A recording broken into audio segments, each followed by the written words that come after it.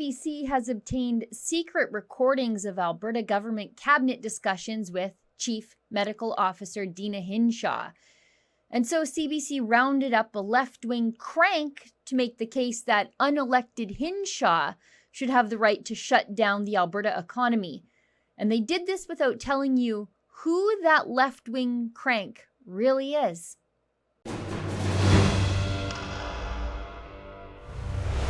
After seeing COVID case counts going up and up and up in Alberta, the government, which had for the summer and the fall taken a very hands-off approach to the coronavirus pandemic, well, the government has now put in place some targeted restrictions without putting the province into full-scale lockdown, like what we're seeing in the provinces of Manitoba and Ontario. While in-person gatherings are limited, schools, churches, stores, and restaurants remain open with reduced capacity. The government, I guess, is trying to protect the economy and avoid the destruction that we all saw in small businesses during the spring when the government moved into full lockdown in, I would estimate, was an overreaction. And I think Jason Kenney, the premier, feels that too. Just watch. Let me say something. We need to acknowledge as we go through COVID when we have made mistakes. This government made, I think, a grave mistake in the spring when we made, frankly, I think a stupidly arbitrary distinction between essential and non-essential retail businesses that had the unintended consequence of allowing Walmarts and Costco's to sell darn near everything because they have a grocery section or they sell pharmaceuticals, while shutting down thousands and thousands of retail, small and medium-sized businesses. Frankly, stupid mistake that we made, for which I apologize. Now, reports are the Conservative cabinet met with Hinshaw and wrestled with what the new restrictions would look like for about 8 hours before Wednesday's press conference. And I should hope so. You see, lives and livelihoods are at stake here. So I would hope that cabinet didn't take this decision very lightly. Now, 20 of those types of COVID response team meetings were recorded and leaked to the CBC. Let's get the story straight from the horse's mouth. Let's go straight to the CBC. Look at this. Secret recordings reveal political directives, tensions over Alberta's pandemic response. Recordings provide rare glimpse into relationship between civil servants, political officials. The level of political direction and at times interference in Alberta's pandemic response is revealed in 20 audio recordings of the daily planning meetings of the Emergency Operations Centre, the EOC, obtained by CBC News, as well as in-meeting minutes and interviews with staff directly involved in pandemic planning. Taken together, they reveal how Premier Jason Kenney, Minister Shandro, and other cabinet ministers often micromanage the actions of already overwhelmed civil servants, sometimes overruling their expert advice, and pushed an early relaunch strategy that seemed more focused on the economy and avoiding the appearance of curtailing Albertans' freedoms than enforcing compliance to safeguard public health. What is there suggests to me that the pandemic response is in tatters, said Ubaka Ogbogu, an associate law professor at the University of Alberta who specializes in public health law and policy.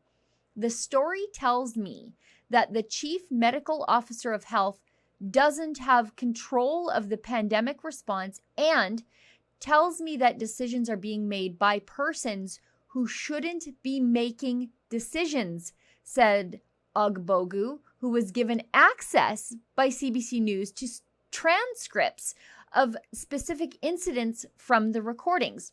Ogbogu has been a staunch critic of the UCP government. In July, he publicly resigned from the Health Quality Council of Alberta, citing the potential for political interference in its work due to amendments to the Health Statutes Amendment Act. So wait a second here. CBC wants us to be mad that the cabinet, the elected politicians that work for us as citizens of Alberta and are accountable to us, the electorate, made the decision to restrict but not completely close Alberta. They made this decision instead of the unelected, unaccountable health bureaucrat Hinshaw that we can't fire at election time, and CBC is upset about this. That's what they want me to be mad about. They have secret recordings of 20 meetings, and this is the best that CBC could do.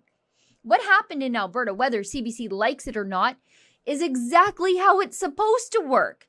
The elected decision makers, whose job it is to balance all interests, businesses, the economy, charter rights, and public health, made the decision after hearing advice from the health bureaucrat whose sole job it is to be concerned about just the health side of the pandemic.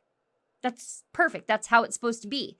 And our Chief Medical Officer of Health, Deena Hinshaw, understands her role. She's probably one of the few health bureaucrats in this entire country who does. And thanks to the CBC, Hinshaw was forced to address the leaked meetings before the daily COVID briefing on Thursday afternoon. Just watch. I have always felt that my ideas are respectfully considered. I have always had respectful discussions between public servants and with elected officials. I do not dictate every detail of each policy decision, and I should not. I was not elected by Albertans. The final decisions are up to elected officials who were chosen by Albertans. This is how democracy works. Now, if that weren't enough CBC ridiculousness for your day, let's talk about the guy they quote in the story of the secret recordings, the staunch critic of the UCP, Ogbogu. I guess CBC gave surreptitious recordings of confidential cabinet discussions leaked to them to this guy to read. Seems legit. Anyway, what CBC forgot to tell you was that he's not just a staunch critic of the UCP. I mean, that's 99% of academia in Alberta. That's not surprising. But he's a Trudeau Foundation Scholar. Maybe the state broadcaster could have included that in their story, for context, accuracy, and balance. For Rebel News, I'm Sheila Gunn Reid.